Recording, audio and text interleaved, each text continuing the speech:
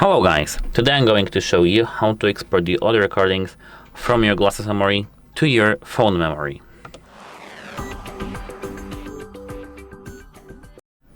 Here, as you can see, we're in the application right now, and the first thing we need to do is to tap recordings right here. Tap here this button over here in the top right corner and tap glasses storage. When you're connected, your memory recordings should appear. I think mine are lagged because I'm not connected. I am, okay. Mine are lagged, I have no idea why.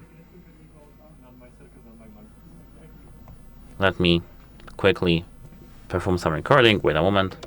Okay, I'm done. Here, as you can see, I do have this recording, and to export this recording or these recordings, hold your finger on that one, select all over here using this button or preferred ones, and tap export.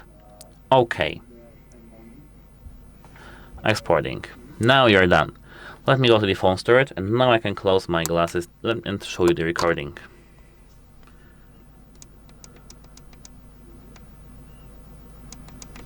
This is the recording for the video purposes for the XIAOMI Mijia Smart glasses, and this is about the exporting of the recordings from glasses memory to my phone. As you can see, it works. That's it. Hope it helps you, and goodbye.